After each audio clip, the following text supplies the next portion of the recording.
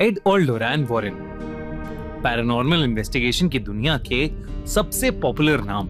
इन दोनों ने मिलके कई हॉन्टिंग्स के केसेस सॉल्व किए हैं और कई एग्जॉर्सिज्म्स भी किए हैं। लेकिन इनकी लाइफ में एक ऐसा केस है जिसने इन दोनों के भी होश उड़ा दिए थे। उनका आखिरी केस, द स्मर्ल्स फैमिली केस। इस कहानी की शुरुआत 1973 में अमेरिका के पेंसिल्वेनिया से हुई। जैक और जैनेट स्मर्ल अपनी 2 बेटियों के साथ एक पुराने से डुप्लेक्स घर में शिफ्ट हुए थे। उनका पिछला घर एक हरिकेन की बाढ़ से तबाह हो गया था। अब वो एक नई जगह आए थे, नए सपने और एक बेहतर जिंदगी की उम्मीद लेकर। शुरू में तो सब अच्छा चल रहा था।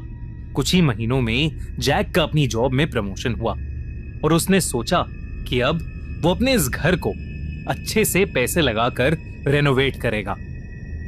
पर जैसे ही घर के रिपेयर्स और रेनोवेशन का काम शुरू हुआ, घर में अजीबोगरीब चीजें होने लगीं। धीरे धीरे घर की चीजें इधर उधर होने लगी। कई बार रिपेयर में काम आने वाले टूल्स और इक्विपमेंट्स गायब हो जाते थे और फिर अपने आप उसी जगह पर वापस आ जाते थे जहां से वो गायब हुए थे। घर के एक कमरे में दीवारों पर अजीब से काले निशान थे।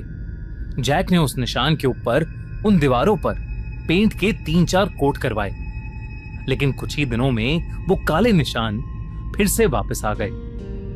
जैक ने कई बार खुद से भी उन दीवारों को पेंट किया, लेकिन 3-4 दिनों के बाद वो काले निशान हमेशा वापस आ जाते थे। इसी बीच घर की लाइट्स कई बार अपने आप फ्लिकर करना शुरू कर देती थीं। एक बार शाम को जैक टीवी देखने बैठा तो टीवी देखते देखते अचानक ही उसके टीवी में आग लग गई, मानो किसी ने टीवी पर कोई बॉम्ब फेंक दिया हो। जैक ने कई इलेक्ट्रिशियंस को घर की वायरिंग चेक करने के लिए बुलाया, पर कभी कोई गड़बड़ ही नहीं मिलती थी। एक बार देर रात में उनके घर का रेडियो फुल वॉल्यूम पर बजने लगा। जैक नींद से गुस्से में उठा। उसे लगा कि शायद उसकी बेटियां कुछ शैतानी कर रही हैं, लेकिन जब वो ड्राइंग रूम में गया तो उसने देखा कि वो रेडियो अपने आप बज रहा था, क्योंकि उसका तार प्लग्ड इन था ही नहीं। ये घर में कई बार होने लगा। घर का टीवी और रेडियो अपने आप ही फुल वॉल्यूम में ऑन हो जाते, जबकि वो अनप्लग्ड होते थे।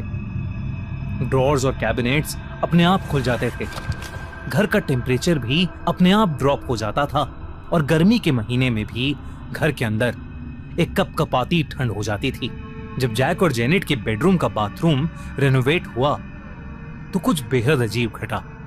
रेनोवेशन के अगले दिन ही जब जेनेट ने बाथरूम देखा तो पूरे बाथरूम में किसी के खरोचों के निशान थे, जैसे रात भर कोई जानवर उस बाथरूम में फंस गया हो। इस इंसिडेंट के बाद अब जैक और जेनेट को घर से थोड़ी घबराहट हो रही थी। एक बार जेनेट अपने कमरे में थी तो उसे लगा कि जैसे बगल वाले कमरे से उसकी सास उसे आवाज दे रही है। जब वो वहां पहुंची तो उसकी सास ने कहा कि उन्होंने उसे कोई आवाज दी ही नहीं।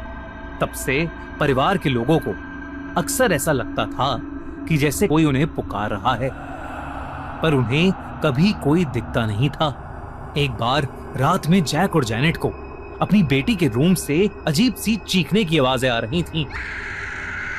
वो भागे भागे वहां गए तो उनकी बेटी का चेहरा पसीने पसीने था। वो अपने कमरे के कोने में कुछ देखकर बहुत ज्यादा डरी हुई थी। वो बार बार कह रही थी कि उस कोने में कोई है जो बेहद डरावना है और हवा में उड़ रहा है। पर जैक और जेनेट को वहां कुछ नहीं दिख रहा था। जब उन्होंने रूम की लाइट्स ऑन की तो उनकी बेटी को भी वहां कुछ नहीं दिखा और वो थोड़ी शांत हुई। पर अगली शाम जब जेनेट किचन में काम कर रही थी, उसे अचानक एक ठंडी हवा का झोंका महसूस हुआ। फरवरी का महीना था।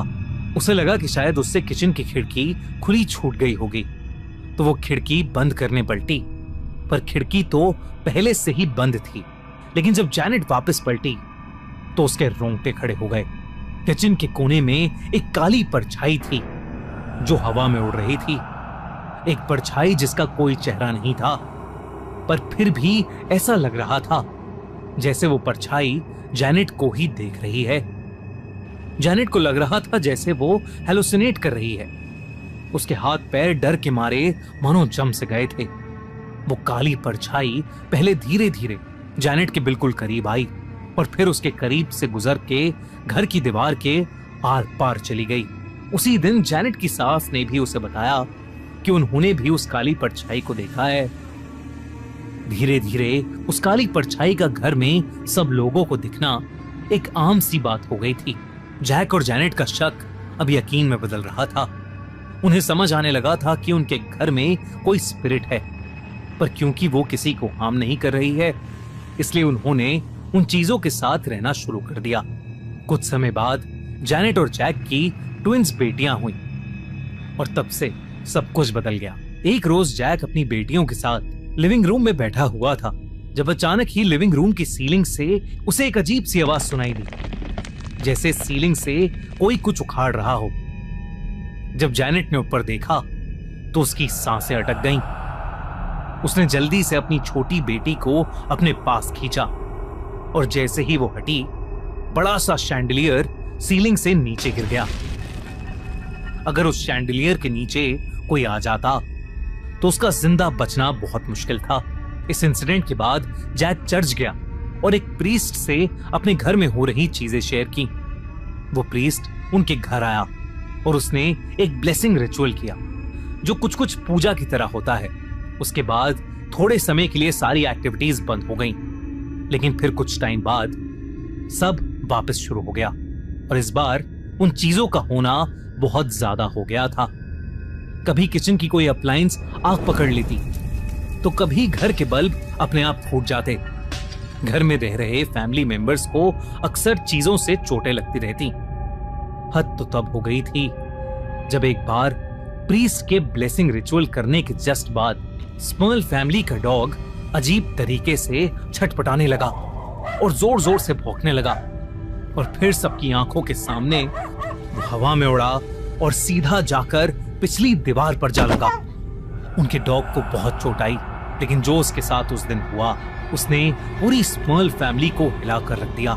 जैक और जैनेट अब समझ चुके थे कि घर में मौजूद वो स्पिरिट उनके परिवार की जान के पीछे पड़ी है। कई प्रीस्ट घर में आए और उन्होंने ब्लेसिंग रिचुअल्स करे, लेकिन उसका कुछ असर नहीं हो रहा था।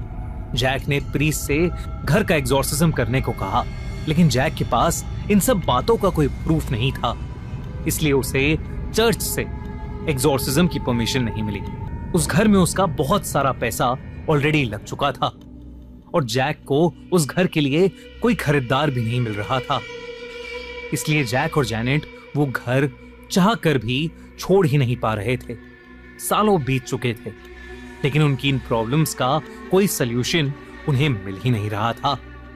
और तब किसी ने उन्हें एड और लोरैन वॉरेन के बारे में बताया। क्या एड और लोरैन वॉरेन स्मर्ल फैमिली को बचा पाएंगे या कुछ और बहुत भयानक होगा? जानने के लिए देखिए कॉन्जोरिंग स्मर्ल्स फैमिली केस का दूसरा पार्ट।